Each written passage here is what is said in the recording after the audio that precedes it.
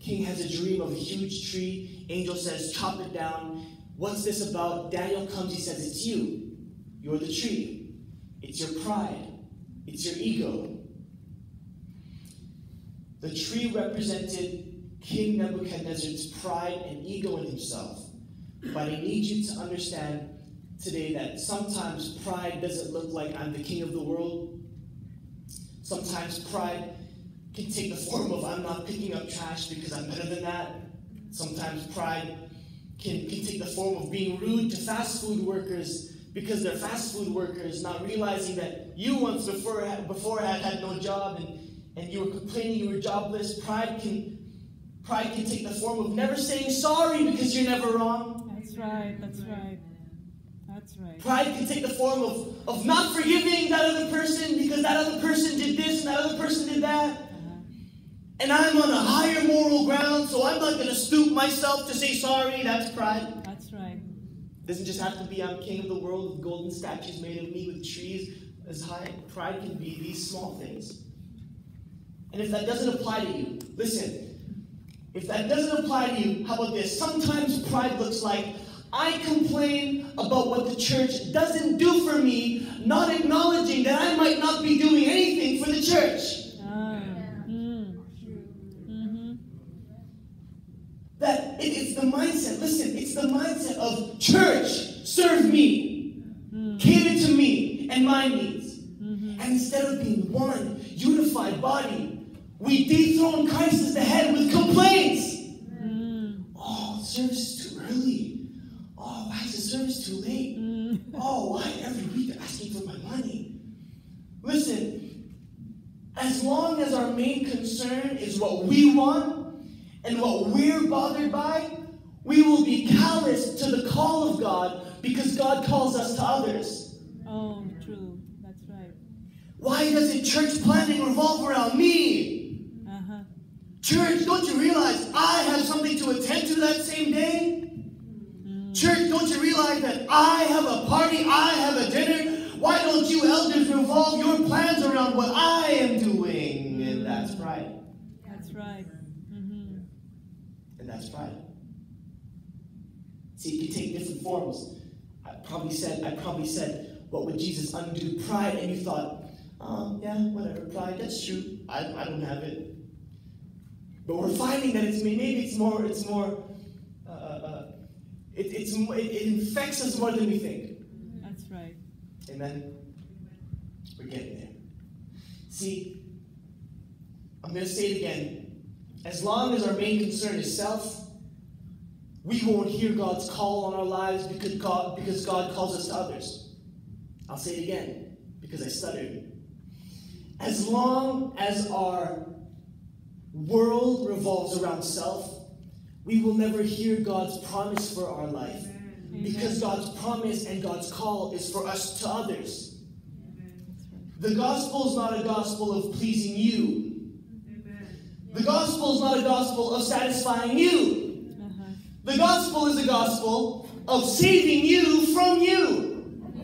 Right. But even when God saves you from you, you become the only stumbling block, your own stumbling block, to your own promise. Because all you see is you. Me. That's right. Complaints, whining, grumbling about insignificant things. This is only the result of pride. And so now our series, What Would Jesus Undo? Is pride. Say pride. Right. I'm in a Bible college and I graduated. Praise the Lord. Amen. He really does make miracles. Amen. So I'm in a Bible college and my professor says this. He says, and this is nice, if you want to quote it, you can put it on Instagram, whatever you want to do. True leadership starts when you enter with a towel around your arm instead of a cape around your neck. I'll say that again, because that was good. And it wasn't from me, so I can boast about it, because it's not from me. True leadership starts when you come in with a towel around your arm instead of a cape around your neck. Meaning what? You are a servant before you're a superhero. You are a servant before you are a leader. And maybe if there's life group leaders here in this congregation today, if you're wondering, why isn't my life group doing how I think it should do? Maybe because I is repeated too much in the sentence. And maybe if you came with a towel around your arm in servanthood before you came as a leader, towel around your arm instead of a cape around your neck. And that's actually the inspiration behind one of youth movement songs, Towel for Cape. We sang it this morning. We did. So give a little loud kind of praise. Amen. That's the inspiration. One day during lecture, my professor said, true leadership starts when you come in with a towel around your arm instead of a cape around your neck. He didn't say it that nicely and that quotable, but I changed it a little bit. And that's the inspiration behind the song, Towel for Cape. Amen. Amen. We're gonna plug it as much. I'm gonna plug it as much as I can. Amen. You can check it out when you get home. So pride. Somebody say pride. Pride. Go with energy. Somebody say pride. Pride. When glory stops at the creation self. But say but. But I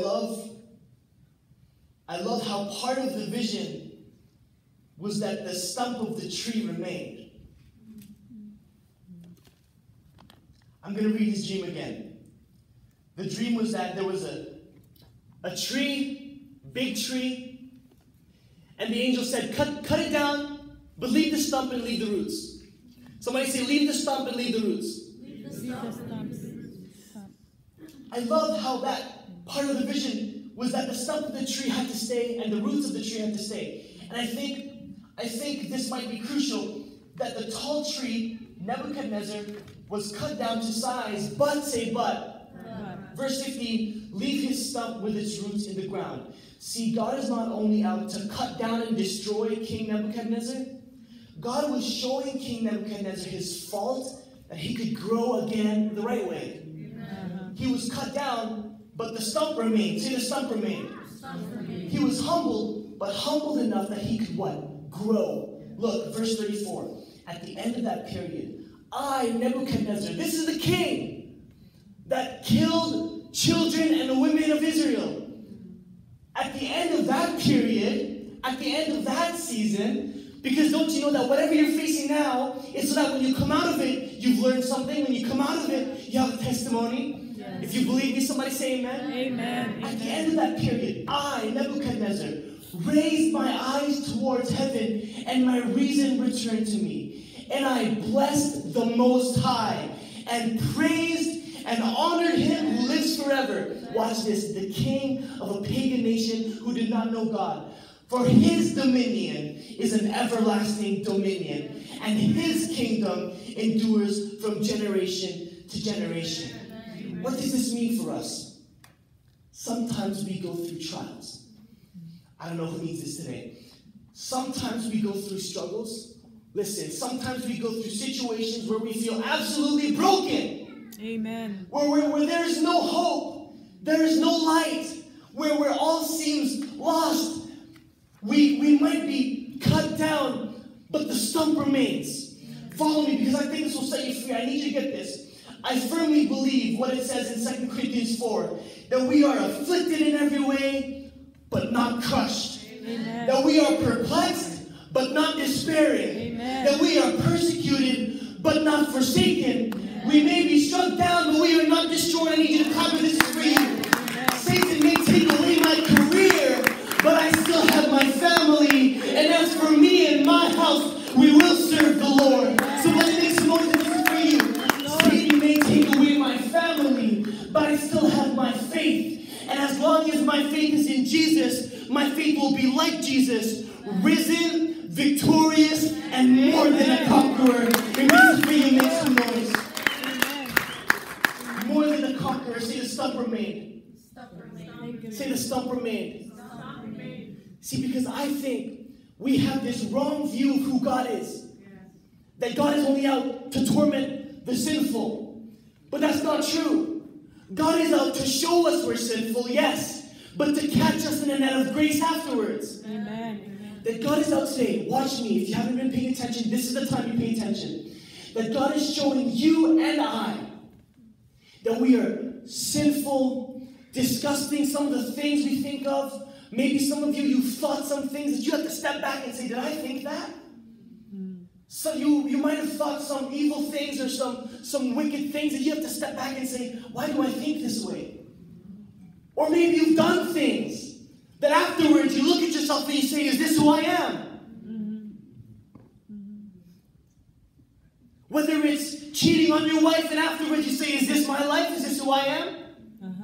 If it's addictions, at the end of it you say, is this who I am? Lust and pornography, afterwards you say, is this who I am?